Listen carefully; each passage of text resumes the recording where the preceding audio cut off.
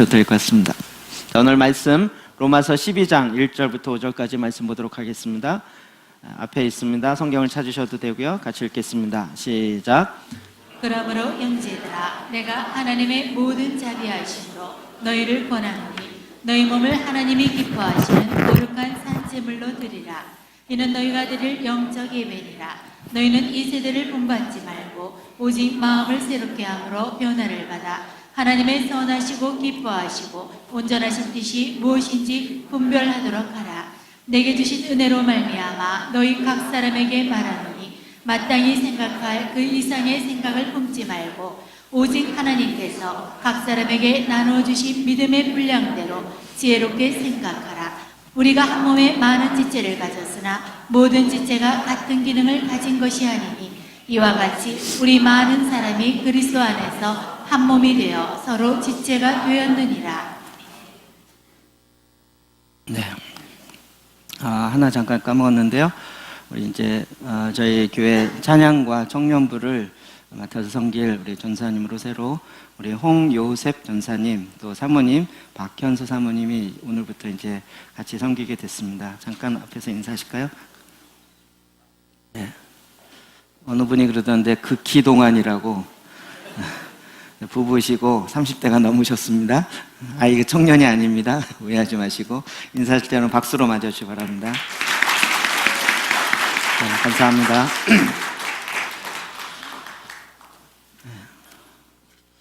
오늘은 마음의 변화 12번째입니다. 사실 이 말씀은 우리에게는 너무나도 익숙하고 어찌 보면 굉장히 기초가 되어 있는 말씀입니다.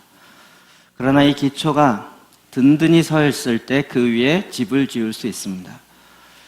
전에도 말씀드렸지만 기초를 어떻게 쌓느냐에 따라서 위에 집을 어디까지 지을 수 있느냐가 결정되어집니다. 101층에 높은 1등을 짓기 원하면 그 지하도 기초도 깊이 파야 되는 것입니다. 저희 교회는 아예 이제 트랜스포메이션 코리아 하는, 이거 제가 만든 거 아니고요. 주변에 계신 분들이 본부교회라고 소문을 냈습니다. 여러분 본부에 계신 분입니다. 본부 나와라 오바. 우리가 원하든 원하지 않던 하나님이 말씀하시는 대로 한국을 변화시키는 것에 가장 전초기지와 같은 이런 일을 하게 되었습니다. 그러나 이것이 우리가 특별해서가 아니고 뭔가 더 잘나서가 아니고 이것은 그냥 하나님의 말씀 가운데 있기 때문에 우리가 순종하여 나아가는 것뿐입니다. 그럼 그것도 저의 무슨 목사님의 목회 비전과 무슨 교회의 비전 때문이 아니고 성경에 이미 그렇게 말하고 있기 때문에 그렇습니다. 자, 마태복음 7장 21절부터 볼까요? 시작. 나더러 주여 주여 하는 자마다 다 천국에 들어갈 것이 아니요 다만 하늘에 계신 내 아버지의 뜻대로 행하는 자라야 들어가리라. 천국에 어떤 자가 들어갑니까? 아버지의 뜻대로 행하는 자라야 들어갑니다. 행위 구원을 얘기하는가? 아니요. 믿음과 행위는 함께 가야 합니다. 믿음 없는 행동은 행동주의로 가고 행동 없는 믿음은 죽은 믿음으로 갑니다. 이 둘은 마치 육과 영혼같이 구분이 되지만 그러나 분리되진 않습니다.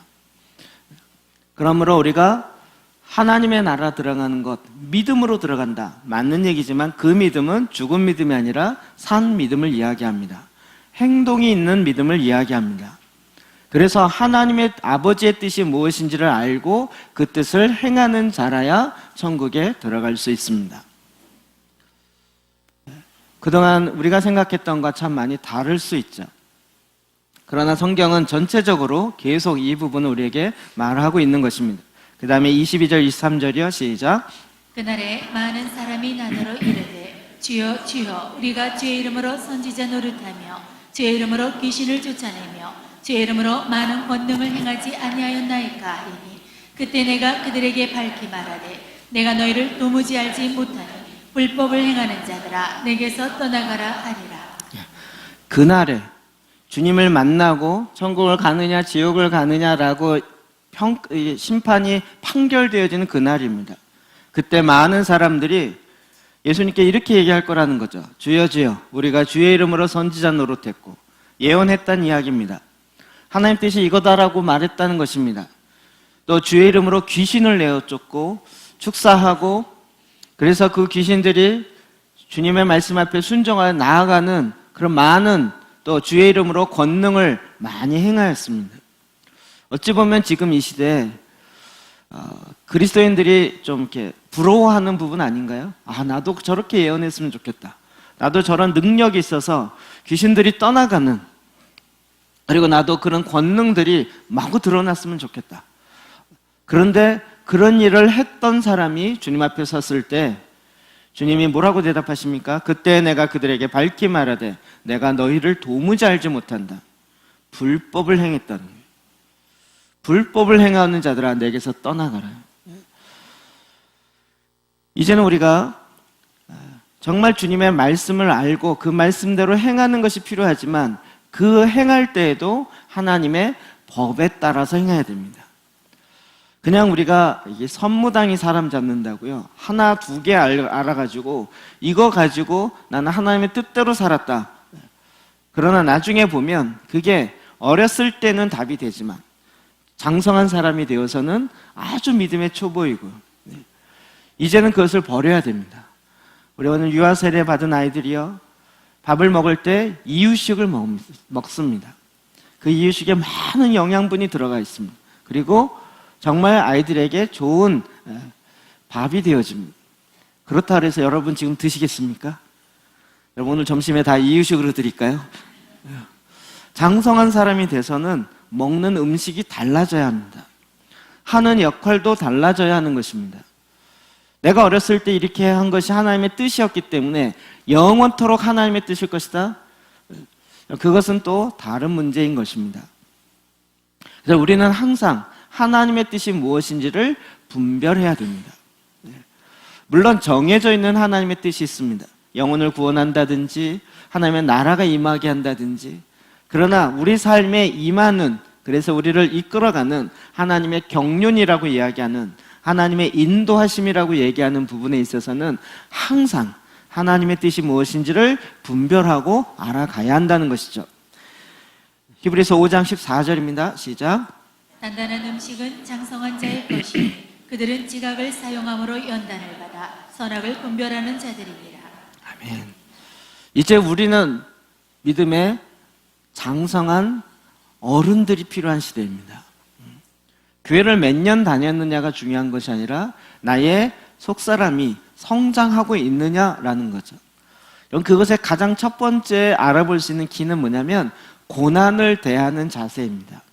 단단한 음식을 어떻게 먹을 수 있는가 하는 그 문제인 것입니다. 우리가 계속 씹어야 되고, 그리고 내가 힘을 다해서 그걸 깨트려야 됩니다. 내가 연단을 받습니다.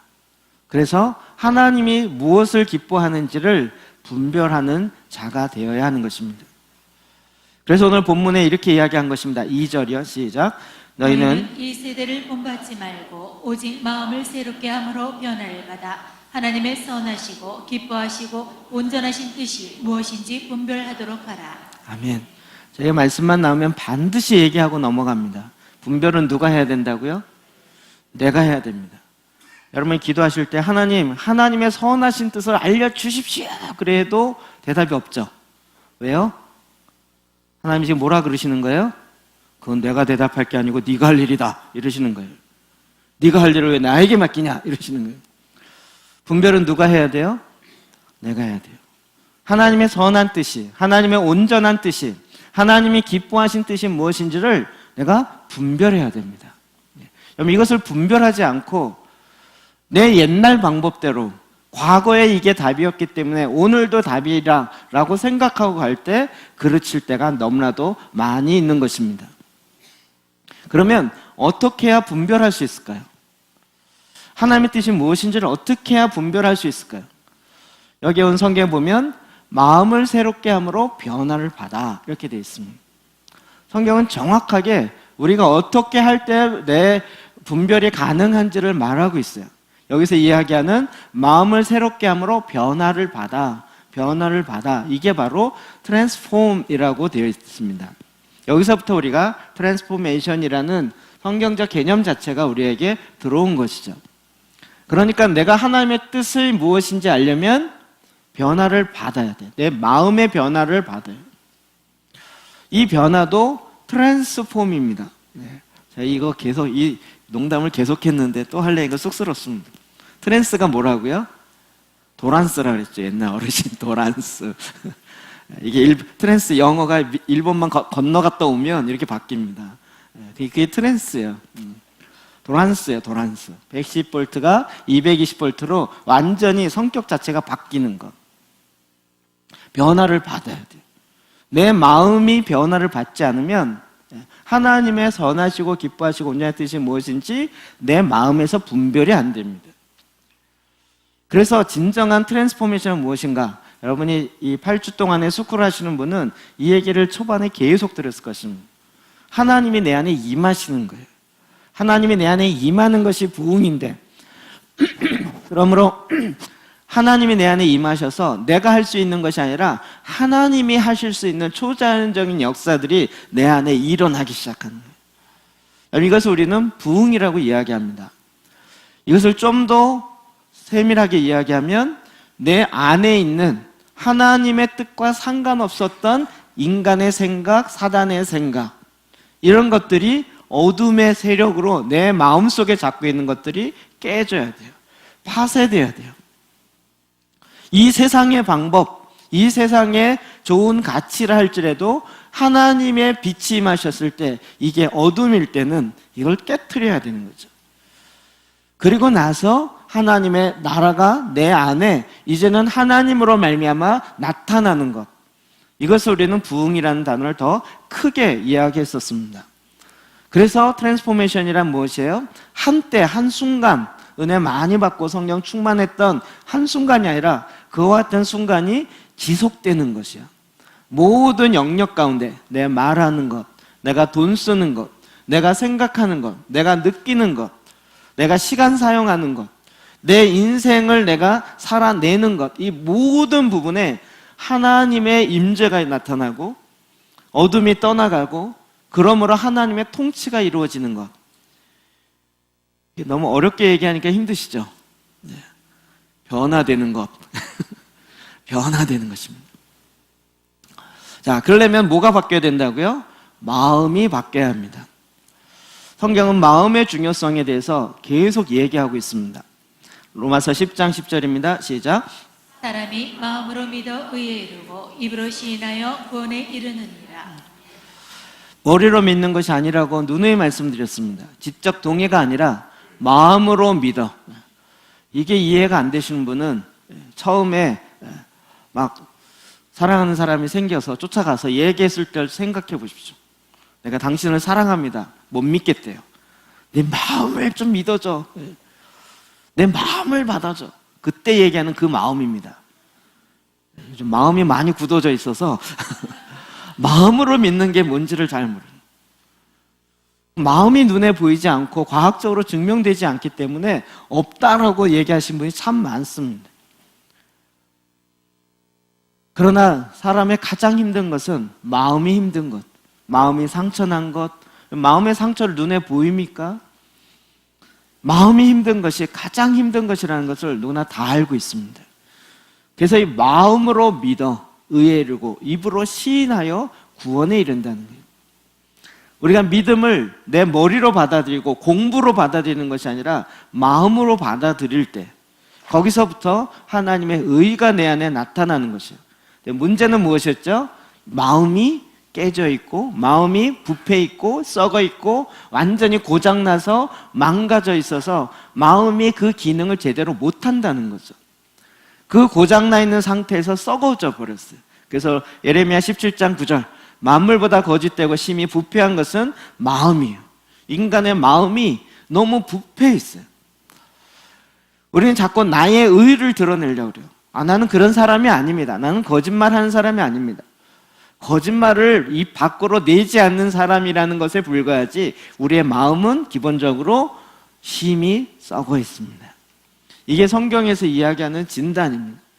저도 마찬가지고 여러분 모두도 다 그 마음의 생명으로 말미암아 그 마음이 정말 이렇게 나무가 자라듯이 그 마음의 윤택함이 흘러가야 되는데 이 마음의 줄기가 딱 끊어져 있으니까 완전히 말라 비틀어지기 시작하고 아무 열매도 맺지 않고 점점 굳어져 가고 있는 것이 이 마음의 상태다라고 성경은 말하고 있는 것입니다.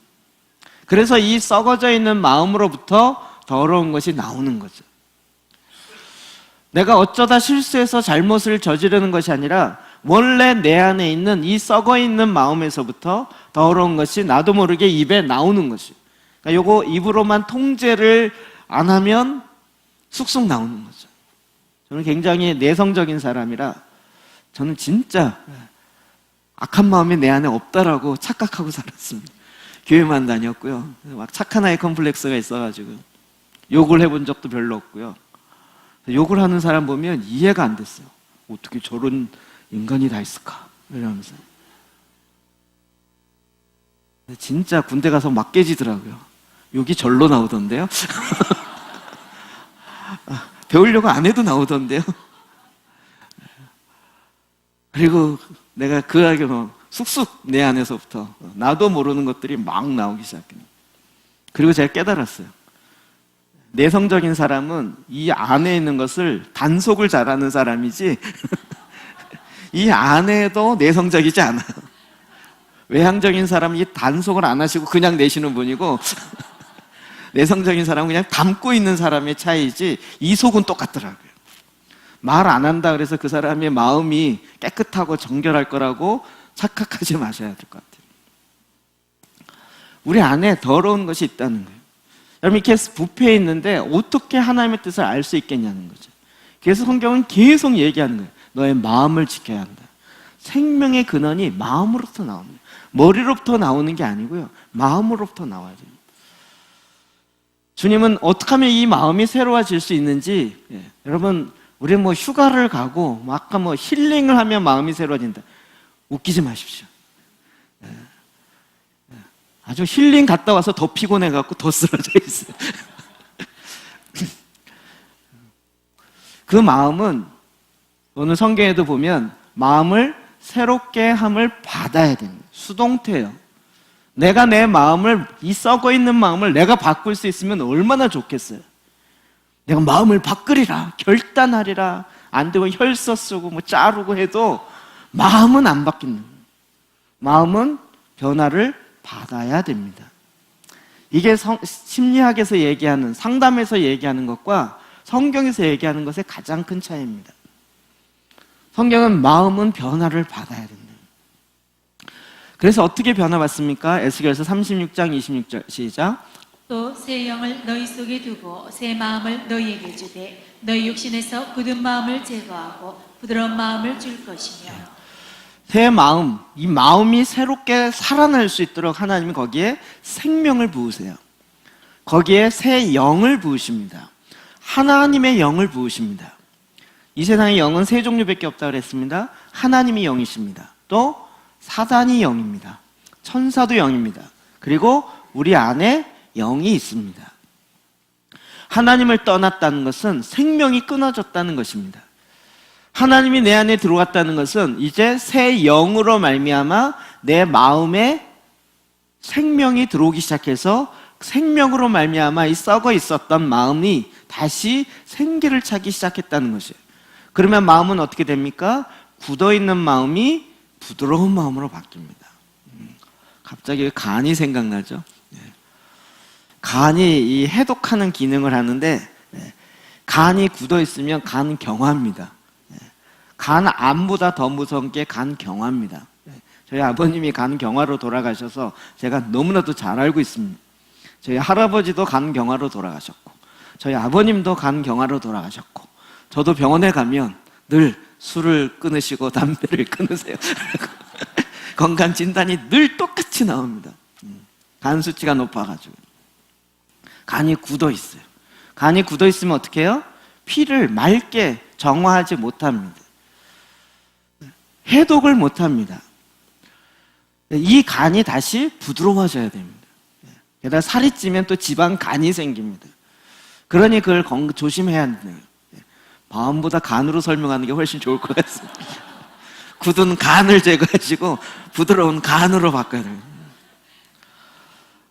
우리의 마음이 부드러운 마음으로 바뀐다는 게 그냥 착한 마음, 뭐 선한 마음 이 차원이 아니라 하나님의 마음으로 바뀌어야 된다는 것입니다. 내가 마음을 좋게 쓰겠다, 그렇게 쉽게 우리의 마음이 안 바뀐다는 걸 너무나도 잘 알고 있습니다. 그래서 어떻게 내 마음의 밭을 기경해야 되는 거죠. 마태복음 15장 19절입니다. 시작. 아무나 전국 말씀을 듣고 깨닫지 못할 때는 악한 자가 와서 그 마음에 뿌려진 것을 빼앗나니 이는 곧 길가에 뿌려진 자요. 하나님의 말씀이 이렇게 뿌려집니다. 그런데 그 말씀이 내 마음에 들어오지 못하는 이유는 말씀이 약해서가 아니라 내 마음의 밭이 굳어져 있어요. 게다가 길가밭으로 딱딱해 차까지 지나가가지고요 씨앗이 들어갈 리가 없어요. 그래서 여러분 그것을 잘 간직해서 집에까지 가리라고 저 문만 나가면 수룩 하나님의 말씀의 씨앗들이 다 옆으로 새버리는 것입니다. 하나님의 말씀은 내 마음에 뿌려집니다. 그래서 이 마음에 뿌려진 하나님의 말씀이 100배의 열매를 맺으려면 내 마음이 좋은 밭으로 내 마음을 다시 갈아엎어서 딱딱해져 있는 마음이 아니라 부드러운 마음, 씨앗이, 말씀의 씨앗이 자랄 수 있는 그런 마음으로 변화를 받아야 합니다. 이러기 위해서는 어떻게 해야 됩니까? 굳은 마음을 깨트려야 되는 거죠. 그게 우리는 뭐라고 얘기하죠? 회개라고 이야기합니다. 아이쿠 잘못했다 이게 아니고 내 마음에 하나님 두기를 싫어하고 하나님의 말씀 두기를 싫어하고 어떨 때는 하나님 만나는 것 자체를 두려워해요. 제가 이런 얘기를 듣고 굉장히 공감하면서도 놀랐어요. 기도재단을 안 하고 싶대요. 왜 그러세요? 그랬더니 하나님 만나면 어떡해요? 그러더라고요. 하나님 만나면 갑자기 나 광신자처럼 헌신해야 되는 거 아니에요? 나 그걸 조금 하나님 좀 멀리 계신 게 좋은 것 같아요. 아예 떨어져 있으면 지옥 갈 것 같고 가까이 계시면 너무 불편할 것 같고 하나님 만날 게 두려워서 만나면 내가 변할 것 같고 내가 변하면 나 이거 내가 좋아하는 술도 못하고 뭣도 못하고 이 곤란해. 그 만나서 내가 변화될 것이 두려워서 말씀으로 안 나가는 경우가 많더라고요. 여러분들 공감이 되시나요? 공감 안 되시는군요. 네, 감사합니다. 여러분 이것을 우리가 큰 그림으로 이렇게 표현했습니다. 우리의 마음이 죄로 말미암아 굳어져 있습니다. 근데 예수 그리스도께서 이 땅에 오셔서 이 마음이 굳어져 있는 죄의 문제를 해결하신 것이 바로 죄의 대가, 죄의 싹인 사망의 권세를 깨뜨리신 것입니다. 그러므로 우리도 이제는 우리를 하나님의 아들의 나라, 사랑의 나라로 옮기셔서 하늘에 있는 나의 정체성을 회복하게 하신 것입니다. 그것이 바로 제사장이요 하나님의 나라 되는 것이었습니다. 그래서 이제는 내 방법이 아니라 하나님이 제사장들에게 하라고 했던 그 방법, 구약부터 이야기했던 제사장이 어떻게 살아야 되는지에 대한 그 삶의 하나님의 방법을 쫓아갈 때 하나님께서 들으시고 하나님께서 이제 그 죄를 하늘에서 죄를 사하신 죄의 권세를 깨뜨리시고 그러므로 이 땅에 어떤 일이 일어납니까? 땅이 회복돼요. 몸이 회복되어지고 나의 언어가 회복되어지고 병으로부터 고쳐지고 치유가 일어나지며 하나님의 통치가 이 땅 안에 이루어져요. 즉 하나님의 나라가 하늘에서 완성되어 있는 것이 이 땅에 이루어지는 하나님 나라의 기적이 우리 삶의 현장에 일상으로 나타날 수 있는 거죠. 그러므로 이제는 우리가 변화를 받아야 되는 것입니다. 성경은 이 부분에 내가 변화를 받기 위해서 하나님이 어떻게 하라라고 정확하게 말하고 있습니다. 요한복음 3장 6절 7절입니다. 시작. 육으로 난 것은 육이요 영으로 난 것은 영이니 내가 네게 거듭나야 하겠다는 말을 놀랍게 여기지 말라. 니고데모 유대인의 지도자였습니다. 말씀을 토라를 가리키는 자였습니다. 그럼에도 불구하고 영으로 거듭나는 게 무엇인지 몰랐습니다. 지금도 토라 하는 사람 많이 있는데 거듭나는 게 뭔지를 모르시고 그거를 이야기하는 경우 많습니다. 토라가 나쁘다는 얘기가 아닙니다. 모세오경이 틀렸다는 얘기가 아닙니다. 그것이 내 안에 삶의 실제가 되려면 그 말씀 안에 있는 하나님의 영으로 기록되어진 그 말씀이 하나님의 영으로 말미암아 내 안에 새롭게 들어와야 되는 것입니다. 이걸 모르고 엉뚱하게 적용하는 경우가 참 많이 생깁니다. 우리의 영이 거듭나야 합니다. 우리의 영이 거듭날 때, 우리의 영이 하나님과 연결되어질 때 내 마음이 드디어 새로워지기 시작합니다. 내 마음에 생수가 들어오기 시작하고 내 마음에 빛이 들어오기 시작하고, 그래서 이 굳어져 있던 마음, 죽어있던 이 마음이 다시 생기를 찾기 시작하는 것입니다. 우리는 이것을 거듭남이라고 얘기합니다. 여러분, 예수를 믿음으로 거듭나셨나요? 내가 예수님 영접한 지 20년 됐습니다. 그런데 20년 된 지 나는 변함없이 여전히 똑같습니다. 이건 변화된 게 아닙니다. 생기가 들어가면 반드시 꿈틀거리게 돼 있습니다. 뭔가 막 막 말씀대로 안 살면 막 괴로움도 막 생기고 이런 일이 일어나게 되어 있습니다. 그런 내 마음에서부터의 경고의 사이렌이 울릴 때 그걸 자꾸 무시하기 시작하면 내 마음이 굳어지기 시작하는 것입니다. 말씀이 내 안에 계속 들어옵니다. 그럼 기도제단 하니까 좋으세요? 나쁘세요? 즐거우세요? 괴로우세요? 괴로워야 정상입니다. 그렇죠? 뭐 답을 못 하세요? 빛이 자꾸 들어오니까, 빛이 안 들어왔을 때는 이 마음이 굳어져 있었고요. 아픈 게 별로 느껴지지 않았어요. 아예 신경이 안 통하니까 뭐 찔려도 별로 아프지 않아요. 뭐가 와서 막 창 같은 게 꽂혀도 내 마음이 별로 아프지가 않았어요. 그런데 여기에 막 빛이 들어오고 생기가 들어오고 맑은 물이 들어오기 시작하니까 이게 막 움직이기 시작해요. 이제 그 아픈 게 뭔지가 느껴지기 시작하고 그 가시를 빼내는 작업들부터 하기 시작해야 돼요. 그리고 나중에는 막 조그만 가시가 더 아프다는 걸 알아요. 그것까지도 빼내고 막아야 되고 다시 치료해야 되고요. 지난번에 얘기했지만 가정 안에 작은 여우를 잡으라 이거 하면서 제 마음속에 지금도 크게 남는 건요, 상처를 그냥 놔두는 건 가장 큰 죄 중에 하나입니다. 평생 내가 받은 그 상처를 평생 얘기하면서 나 이것 때문에 힘들어를 지금 변함없이 50년째 얘기하고 있어요. 그 문제가 어떻게 해결돼야 되는지 모르는 채, 그래서 그 상처 때문에 내가 계속 아픔의 이야기가 나오므로 다른 사람에게도 여전히 동일한 상처를 주고 있는 거죠. 그러면 상처는 빨리 치료해야 됩니다. 즉각 치료해야 됩니다. 내 마음이 그렇게 정말 아주 세밀하고 예민하게 경고등이 울릴 수 있도록 그 마음으로 다시 회복되어야 하는 것입니다. 그래서 우리에게 주님이 회복하는 것은 우리의 영입니다. 살리는 것은 영입니다. 육을 다시 살리는 것이 아니라 영을 살리는 것입니다. 그리고 육을 하나님의 말씀에 따라 다스리기 시작하는 것입니다. 그 영이 사는 것은 가장 핵심은 내가 너에게 이른 말은 영이요 생명이라는 거예요. 그래서 우리가 성경을 읽고 접하는 게 다른 거죠. 그냥 또 하나의 책을 읽고 또 하나의 어떤 내용을 받아들이기 위해서 읽는 것이 아니라 이것은 내 영이 생명을 먹는 것입니다. 제발 좀 드십시오. 말씀을 구경만 하지 마시고 드십시오. 네. 먹으려면 입에 넣어야 되고 씹어야 되고 삼켜야 되고 소화하는 이 과정들을 가야 됩니다.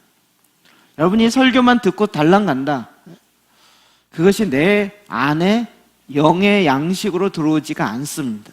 네. 제발 좀 이렇게 암남남 좀 하십시오. 성경은 그래서 창조할 때부터 우리의 핵심이 무엇인지를 얘기하고 있었던 것입니다. 창세기 2장 7절이요. 시작. 여호와 하나님이 땅에 흙으로 사람을 지으시고 생기를 그 코에 불어넣으시니 사람이 생명이 되니라. 생명이 된지라.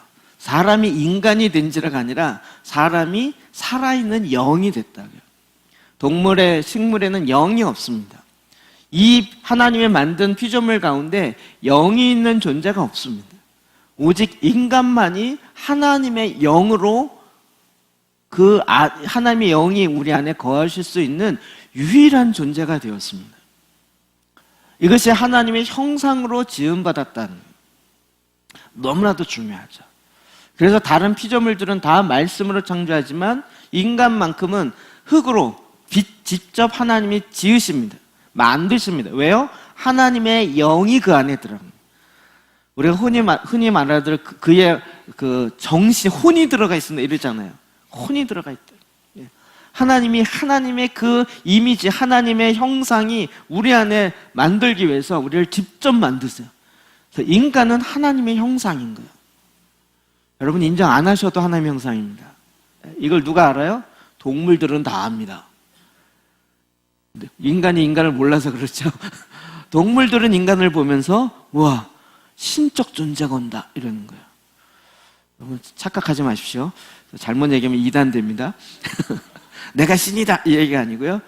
신적인 존재라는 거예요. 하나님 우리를 그렇게 만드신 것입니다. 그 코에 하나님의 생기를 불어넣었다. 하나님의 영을 불어넣으신 거예요.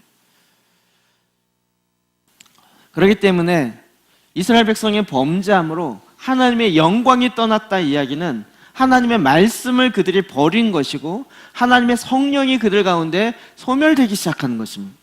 그러니 어떻게 됩니까? 마른 뼈가 되는 거죠. 그리고 마른 뼈가 되어지면서 결국은 하나님의 말씀을 다 놓칩니다. 그러니 신명기 28장에 기록된 대로 너희가 내 말을 듣지 아니하고 행하지 아니하면 어떻게 돼요? 열방에 흩어지리라. 그대로 흩어지는 거죠. 그러나 하나님은 그럼에도 불구하고 또 70년 만에 다시 돌아오리라. 그러나 바벨론 포로로 흩어졌던 유대인들은 돌아갈 가능성이 없었던 거예요. 그들은 스스로 자기 입으로 얘기하기를 나는 마른 뼈와 같아서, 우리는 마른 뼈와 같아서 다시 이스라엘 고토로 이스라엘 땅으로 돌아갈 수 없다. 우리는 마른 뼈와 같다라고 자기 입으로 얘기하고 있었습니다. 그때 하나님이 에스겔 선지자에게 말씀을 준 거죠. 그리고 이 말을 대언하라는 거예요. 너희 마른 뼈들아 여호와의 말씀을 들을지어다. 이건 제가 하도 많이 해서 여러분 아직 꽂히죠. 마른 뼈들아 여호와의 말씀을 들으라. 이거 그냥 귀로만 듣는 것이 아니라 마음으로 들어야 됩니다. 그런 면에서 소리가 굉장히 중요합니다. 이렇게 부드럽게 얘기하면 그렇구나를 꼭 줘라. 많은 뼈라 여호와의 말씀을 들을지어다. 내 잠자고 있는 마음이 깨져야 되는 거예요. 흔들어서 깨워야 되는 거예요. 그래서 큰 군대가 됐지만 또 움직이지 않아요. 그래서 이제는 생기에게 대언하여 이르기를 생기야 사방으로부터 와서 이 죽임을 당한 자에게 그 가운데 불어서 살아나게 하라. 하나님의 생기가 들어가니까 여호와의 큰 군대가 되었습니다. 하나님 지금도 이와 같은 일을 행하시는 것입니다. 이게 바로 트랜스포메이션입니다. 많은 분들이 국가 변혁이 어떻게 가능하겠는가? 저도 불가능하다라고 생각합니다. 그러나 하나님은 가능하십니다. 이 세상을 만든 하나님이 그걸 못하시겠느냐고요. 나는 못하는 거 100%입니다. 인간은 못할 게 100%입니다. 그러나 하나님은 행하실 것입니다. 우리가 믿는 것은 내가 뭘 행할 것이 아니라 하나님이 행하실 것을 믿는 그 믿음으로 시작하는 것이에요. 그 믿음도 내 자기 확신이 아니라 하나님의 말씀에 있는 것을 우리가 받아들입니다. 내가 마음의 변화를 받아서 하나님의 방법으로 갈 때에 사람의 마음이 바뀐다. 우리의 남편도 하나님의 방법으로 갈 때는 바뀐다. 우리의 가정도 이제 그 모든 저주가 끊어지고 하나님의 생기가 들어갈 때 하나님이 재창조의 역사가 지금도 일어난다는 거죠. 우리는 계속 그것을 고백하고 그것을 간증하고 있다는 것입니다. 이것은 제가 계속 개인적으로만 이야기하지만 오늘 저녁에 오후에 예배 때는 국가의 변화가 어떻게 일어나는지를 이번에 대만 갔다 온 것을 쭉 이야기하려고 합니다. 이게 개인으로부터 시작해서 국가까지 하나님은 넉넉하게 창조하신 하나님은 넉넉하게 바꿀 수 있기 때문에 변화시키라 라고 말한 것입니다. 그래서 이 변화의 싸움이 이 땅에서 계속 일어난다는 거죠. 사단이 이걸 못하게 막아요. 그리고 자기가 하나님 되려고 했기 때문에 하나님 하는 걸 그대로 복사해서 자기가 신이 되고 자기가 왕이 되려고 지금도 이 작업을 하고 있어요. 그러나 사단이 제일 무서운 건 진짜 왕이 오는 겁니다. 예수 그리스도가 다시 오심을 제일 두려워하는 사람이 누구예요? 예수 안 믿는 사람이 아니라 사단입니다. 사단이에요. 그가 오면 사단도 알아요. 사단도 알도록 하나님이 성경에 기록해 놓으셨어요.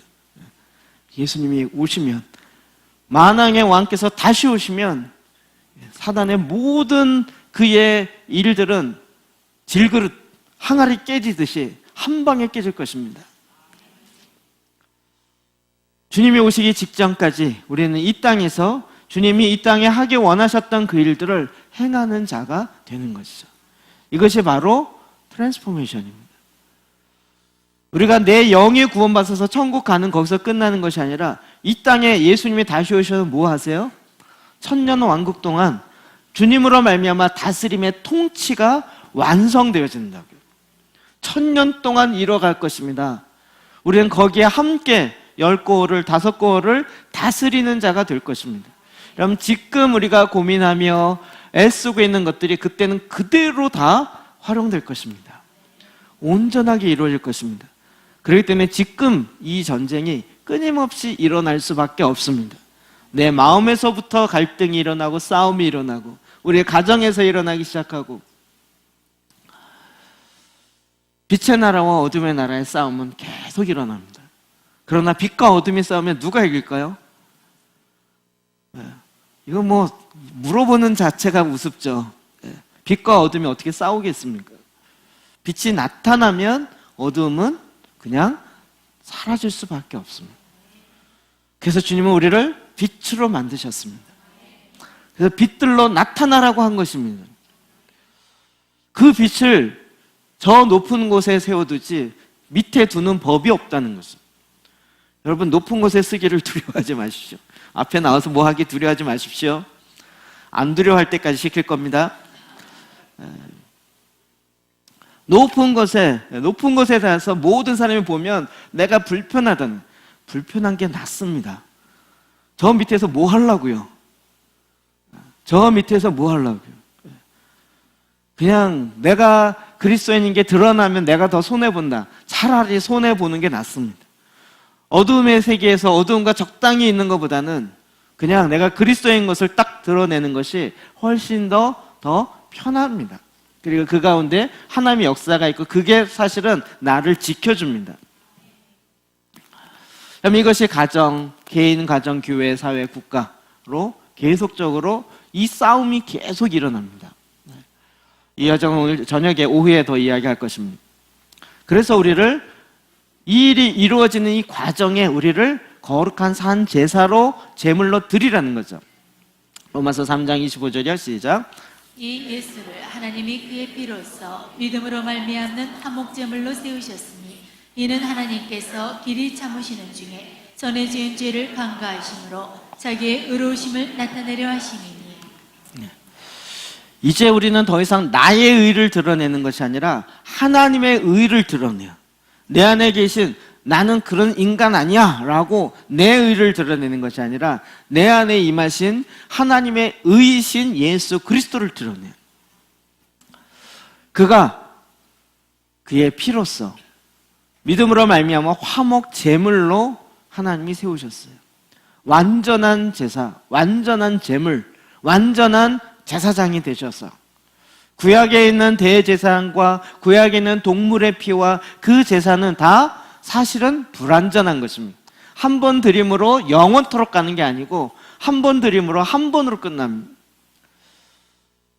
대속죄례는 1년으로 끝납니다. 그러나 이제는 예수 그리스도께서 이 땅에 오셔서 그 피로 죽음의 권세를 대가를 치르시고 죽음의 권세를 깨트림으로 이제는 우리에게 영원한 화목 제물이 되셨습니다. 그래서 우리에게는 예수의 보혈의 능력이 우리 삶 가운데 나타나는 거죠. 예수님도 산 제물이 되심으로 하나님의 역사를 이루셨던 것입니다. 빌립보서 2장 17절이요. 시작. 만일 너희 믿음의 제물과 섬김 위에 내가 나를 전제로 드릴지라도 나는 기뻐하고 너희 무리와 함께 기뻐하리니. 아멘. 믿음의 제물. 사도 바울이 빌립보 교인을 향해서 내가 믿음의 제물이 된다라고 얘기했습니다. 자, 오늘 오후에 제가 또 착각했어요.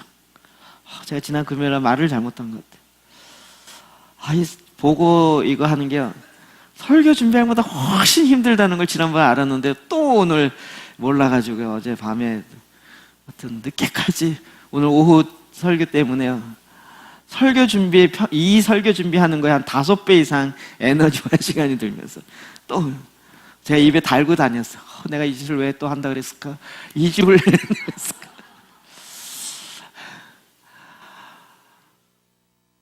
네, 동의하기 쉽지 않지만 믿음의 제물 되려고 하는 그냥 몸부림에 불과합니다.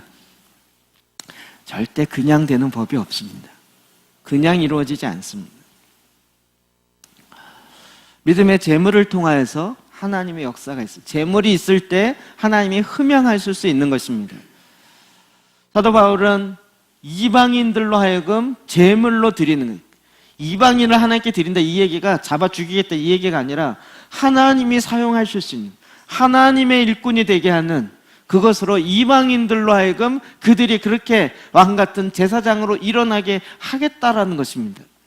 여러분, 이건 기쁨입니다. 그래서 우리가 잘 알고 있는 것처럼 이제는 하나님 앞에서 나라와 제사장 삼으셨습니다. 우리 자신을 하나님이 기뻐하시는 거룩한 산 제물로 드리는 하나님의 말씀의 원리가 무엇인지를 처음부터 알아야 됩니다.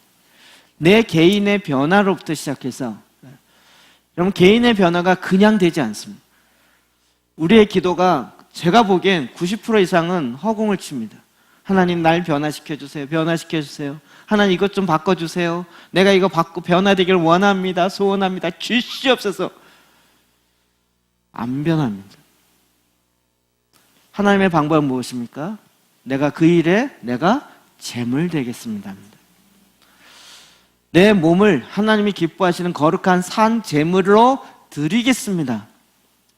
내 마음을 깨트리고 내가 바꾸겠습니다. 내가 변화되겠습니다. 하나님의 말씀을 내 마음에 두기 싫어했던 그것을 내어버리고, 주님, 내가 바뀌겠습니다. 아니, 내가 안 바뀌는데 누구를 바꾸려고 하겠습니까? 나도 나를 바꾸지 못하는데 어떻게 남편을 바꾸고 아내를 바꾸고 자녀를 바꾼다고 할 수 있겠습니까? 성경은 계속적으로 우리에게 이야기하고 있습니다. 내가 나를 바꾸는 것조차도 하나님의 방법으로 가지 않고 이 세상에 무슨 상담 기법이나 그런 기법으로 내가 바뀌는 것이 아니라 한두 번의 유익이 있을지 모르지만 하나님이 원하시는 것은 하나님의 방법인 것입니다. 이것이 교회에 주어졌습니다. 교회는 교회를 확장하는 것에 목적이 있지 않습니다. 동사무소가 동사무소 확장하는 데 목적 둘 리가 없죠. 교회는 오히려 이 세상을 변화시키는 것입니다. 이 세상을 바꾸기 위한 하나님의 전초기지로 미션 베이스로 둔 것입니다.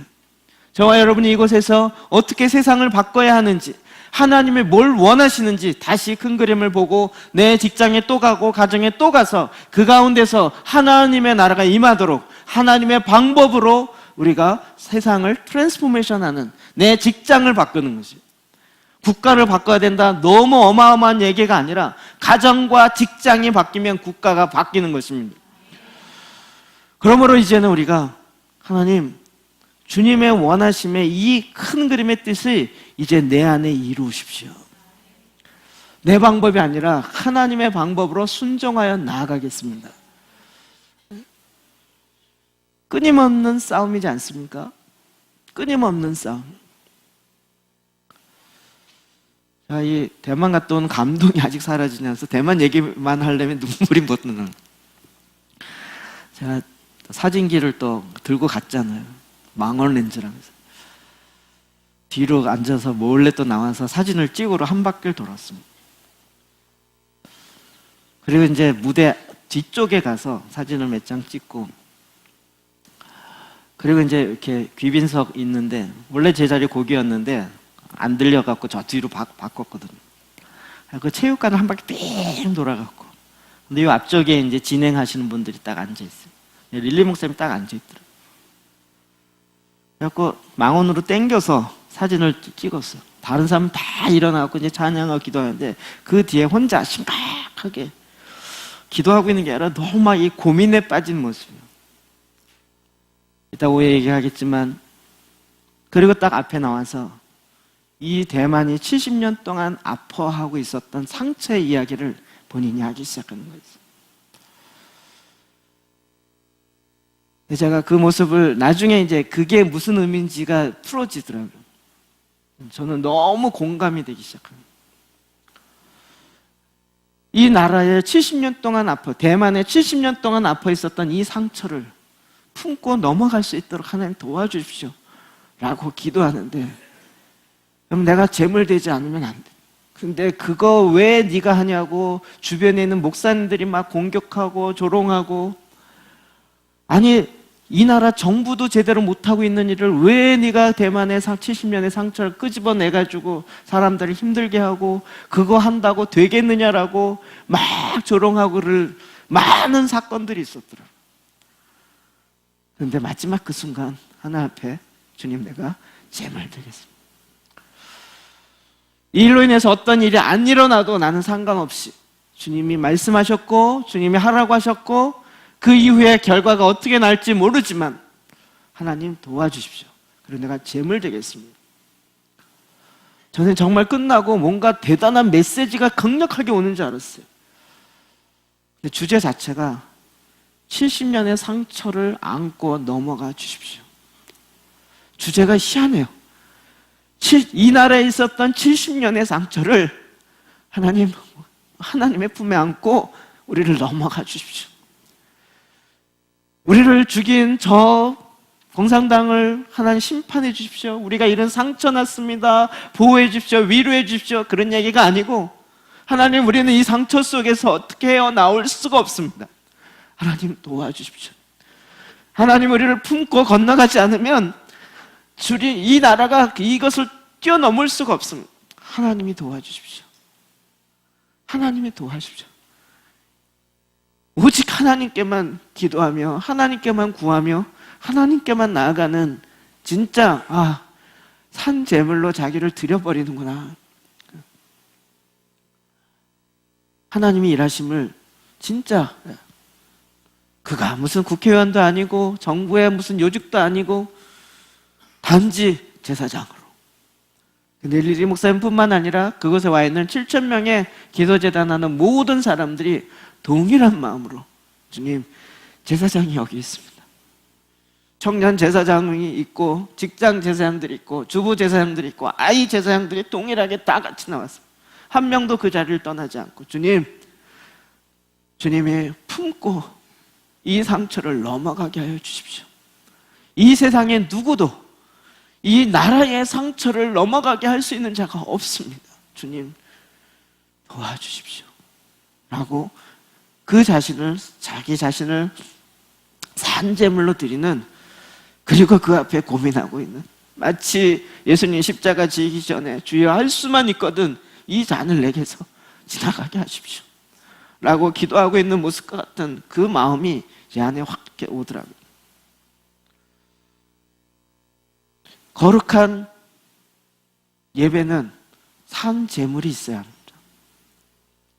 그냥 맨입으로 되는 법이 없습니다. 은혜요. 제물 없이 은혜로 그냥 이루어지지 않습니다. 하나님이 기뻐하시는 산 제사를 산 제물로 드릴 때 그 가운데 하나님이 역사하실 수 있는 것입니다. 여러분, 주님이 우리에게 이것을 명하셨고, 내가 그것을 받아서 흠량하여서 내가 임하여서 하나님께서 원래대로 다시 회복하시겠다라고 명하신 것입니다. 이 제사장의 부름에, 그래서 마음을 새롭게 함으로 변화를 받아 변화되어진 그 마음을 갖고 세상도 하나님의 마음으로 다시 회복하게 하는 그 일을 저와 여러분에게 맡기시고 화목케 하는 직분을 감당하라고 하신 것입니다. 여러분, 이 하나님의 마음을 내 마음으로 변화를 받아서 정말 이 땅에 하나님의 말씀에 있는 것처럼, 로마서 12장 2절에 있는 것처럼 이제 이 세상을 변화시키는 것에 우리도 하나님의 방법으로 함께 동역자로 나아가시길 주의 이름으로 축복합니다. 이 시간 같이 좀